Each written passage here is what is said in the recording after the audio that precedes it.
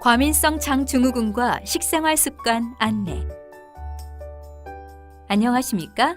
본 동영상은 과민성 장증후군과 식생활 습관에 대해 설명드리기 위해 제작되었습니다. 이어지는 내용을 참고하시어 과민성 장증후군을 예방하고 건강한 생활 습관에 도움이 되시기 바랍니다. 과민성 장증후군이란 과민성 장증후군은 주로 배꼽 주위 또는 하복부의 복통이나 복부 불편감, 복부 팽만, 설사 또는 변비가 있지만 내시경 검사나 초음파, 복부 CT 검사에서 특별한 이상이 발견되지 않는 경우를 말합니다. 증상을 악화시킬 수 있는 식생활 습관. 고지방 식이. 고지방 식이와 유제품은 실제로 다양한 기전으로 증상을 악화시키고 특히 설사를 유발할 수 있습니다. 하지만 고지방 식이로 증상이 생기는 정도는 사람마다 다양합니다. 항상 고지방 식이를 제한해야 하는 것은 아니며 증상이 지속되는 기간에는 가능한 적게 섭취하는 것이 좋습니다. 이에 해당하는 음식으로는 생우유, 치즈, 버터, 마가린, 피자, 치킨, 육류, 가금류 껍질 등이 해당됩니다. 포드맵 음식. 탄수화물 중에서 크기가 작은 당류는 소장에서 완전히 흡수가 되지 않고 대장에서 쉽게 분해되면서 가스를 발생시키기 때문에 과민성 장증후군 환자의 증상을 악화시킬 수 있습니다. 이렇게 쉽게 발효되어 문제가 되는 당분을 묶어서 포드맵이라고 하는데 특히 복통, 가스, 설사, 복부 팽만 등의 증상을 유발시키고 악화시키며 변비 증상에는 영향이 작습니다. 포드맵이 많이 포함되어 복통, 설사, 가스 등의 증상을 유발시키는 음식은 생마늘, 생양파, 양배추, 콩류, 사과, 배, 수박, 핵과류, 각종 음식 소스, 유제품 등입니다. 글루텐. 밀가루에 들어있는 글루텐이라는 성분이 복통을 유발하기도 합니다. 과민성 장증후군 환자의 일부에서는 밀가루 음식을 먹을 때마다 글루텐으로 인하여 복통이 생기는 경우가 있는데 이런 경우에는 글루텐 프리 식이가 도움이 됩니다. 이외에도 고칼로리와 푸짐한 식사 등도 악화 요인이며 니코틴, 알코올, 카페인 등은 다양한 기전으로 신경을 흥분시켜서 여러 증상을 악화시키므로 증상이 있는 경우에는 삼가야 합니다. 증상을 개선시킬 수 있는 식생활 습관. 식사를 거르지 마시고 규칙적인 식사를 하세요.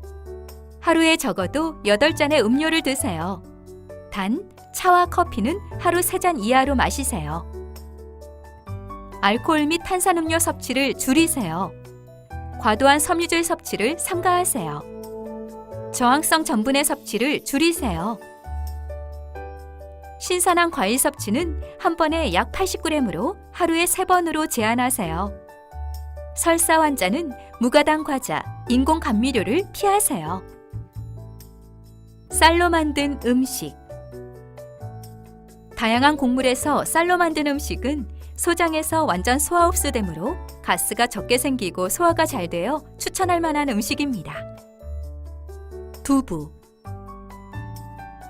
두부는 콩으로 제조한 음식이지만 포드맵이 많이 함유되어 있지 않고 소화가 잘 되어 다양한 기능성 질환에 모두 추천되는 음식입니다. 나물. 다양한 나물 음식 모두는 식이섬유가 풍부하고 포드맵도 적어서 특히 변비를 동반한 경우에 도움이 됩니다. 식이섬유. 식이섬유의 경우 특히 변비와 연관된 복통에 도움이 됩니다. 하지만 상대적으로 설사와 연관된 증상에는 효과가 작습니다. 또한 과도한 식이섬유의 섭취는 소화불량증과 같은 위장 증상을 유발할 수 있으므로 개인에 따라 먹는 양을 조절해야 합니다. 다양한 식이섬유 식품은 다음과 같습니다. 채소류, 해조류, 곡류, 콩류, 견과류, 과일. 저포드맵 식이. 다음과 같은 다양한 저포드맵 식이가 증상 완화에 도움이 될 수 있습니다. 과일, 채소, 곡류, 유제품, 붉은색 육류. 요약. 과민성 장증후군은 복통, 설사, 변비 등의 다양한 질환이 나타나므로 치료도 이러한 증상을 줄이는 데 중점을 두고 있습니다. 그러므로 환자 개개인이 호소하는 증상에 따라서 도움이 되는 음식과 섭취하는 음식이 다양하게 나타납니다. 즉, 개인적으로 증상을 유발하는 음식과 먹으면 편안해지는 음식이 다르게 나타나므로 개인의 경험이 중요합니다. 우선적으로 일반적인 식생활 습관의 교정이 평소에 추천됩니다.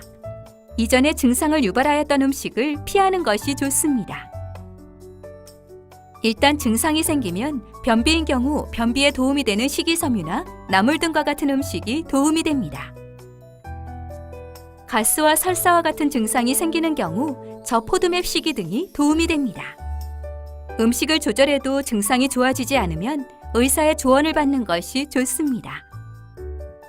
지금까지 과민성 장증후군과 식생활 습관에 대해 설명드렸습니다.